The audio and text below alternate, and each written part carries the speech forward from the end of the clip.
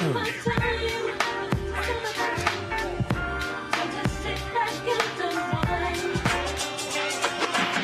are back on the Morning Brew with friends. What do you think of our new song this morning, Greg? I like it. Right? It's great. Yeah, it's a great song. It's just classic DJ Jazzy Jeff and the Fresh Prince. Well, I didn't know who it was, but I'm enjoying it. Right. It's the best. But we're here to talk about some of the stuff going on in the mortgage industry right now, because there's some interesting stuff going on. You said with the USDA, and they have a very cool product. They have a great program. It's a 102% finance program where you can finance. Wait, how do they finance you for more than your house is worth? Well, they allow you to finance some of your closing costs. Oh. So they'll go out 102% and have for years. Mm-hmm. And it's been around for 50, 60 years, and it's been effective for 50, 60 years.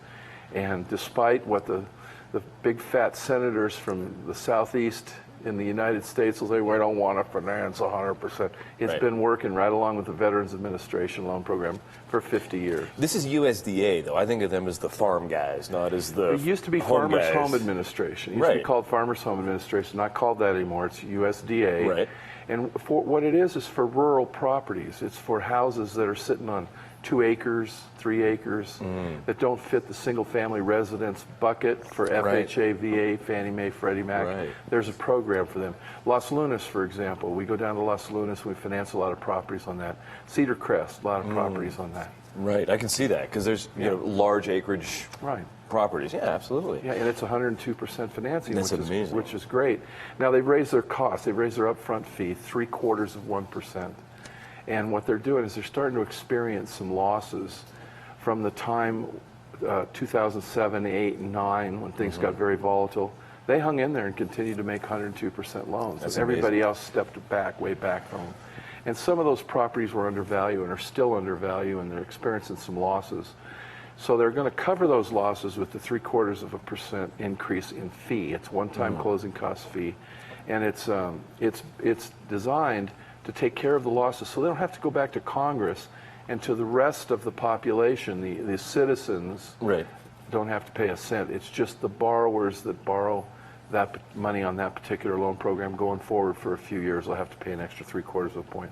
Amounts to less than $5 a month on their monthly payment. It's not bad. No. Sounds like that actually sounds like a great way to buy a nice big spread, as it were. And the agency's doing a great job of policing itself, paying as it goes. Cool. Well, I want to pick your brain, because I know you are up on all of this stuff right now. There's been some very interesting kind of global phenomenon that have done everything to kind of confuse a lot of people.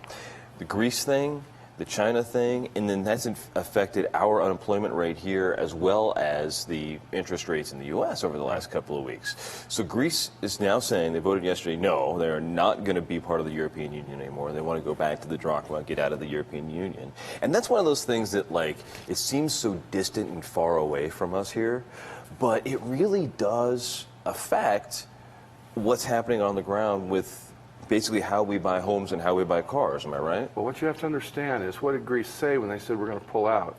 They reneged on billions of dollars of debt. Right. And what you have to do is you have to look and see who's holding that debt, who bought that European debt. Right. It wasn't just the European Union.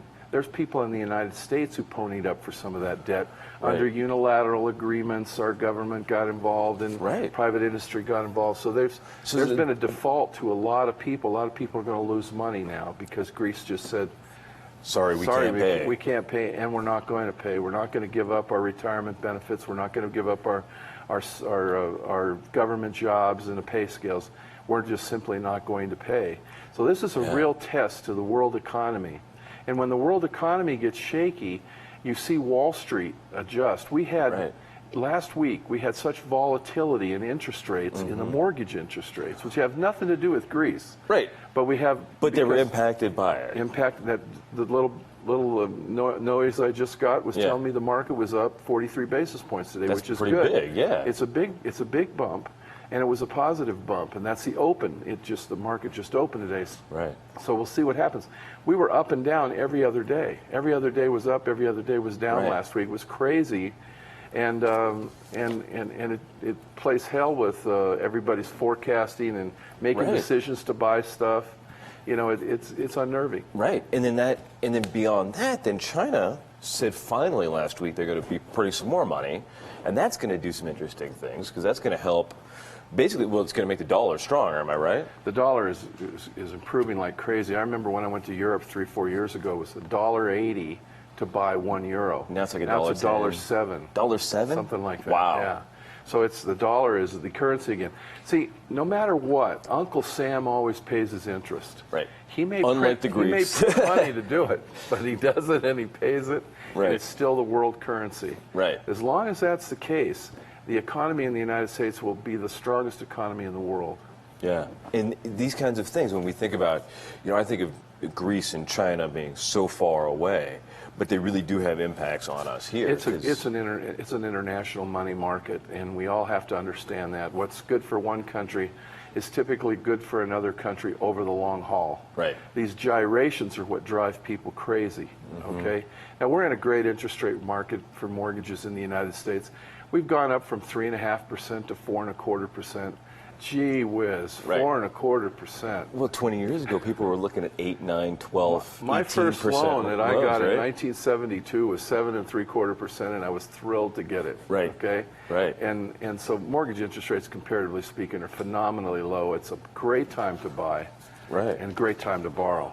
What's the unemployment market doing to all of this? I know that the new unemployment figures came out last Friday, and there were more people actually working now. Or according Good to the numbers. unemployment is not good for mortgage interest rates. The Right. market works inversely to good Right. unemployment.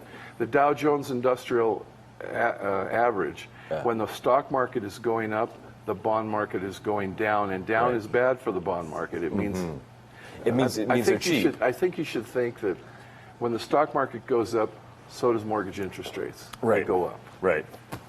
And are we looking then at, 5 years from now, 3 years from now, more expensive mortgage rates?